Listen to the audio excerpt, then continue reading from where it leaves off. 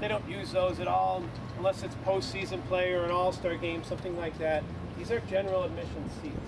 There's almost 5,000 seats out here. There's nothing like that in any stadium, in any sport in this country, professional, where there's that many general admission seats. You sit wherever you want. A group like this could sit all together. We just got to get here early enough to block off our seats. So tonight's game, 7:05, the gates will open at 5:05.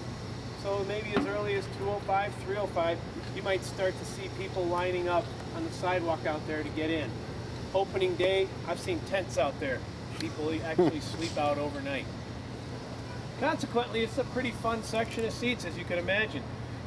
With that big of a section of, you could have this big of a group sitting together. Pretty unique culture is developed out here.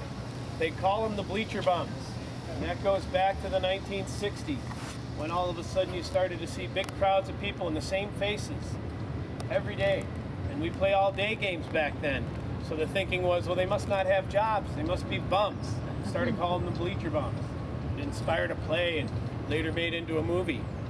Well, they had all these little quirky things they did back then. They'd have these yellow hard hats, like construction hats.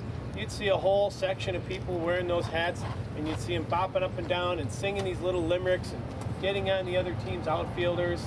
They had one little quirk that caused a small change in the ballpark. This wall that you see behind me has a crown on top.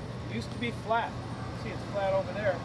Well, one guy would stand up on the wall there, one would stand up on the wall in left field, and one guy in center field would hold up a beer and a handkerchief, drop the handkerchief, and that would start what they call the bleacher bum races. They'd run along the top of the wall. Whoever got there first gets the beer.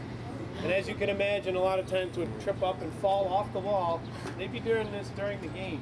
And all of a sudden they'd interrupt the game. They'd have to call timeout and, scrape some guy off the field, bring him down to the hospital down the block here. So in 1970, they put up those baskets there. More so to catch people than to catch baseballs. Although now our ground rules are if a ball lands in the basket, even if it bounces back onto the field, it's a home run. That's why you see that yellow wire there. That's their home run marker. So that's the wonderful bleacher fans out here.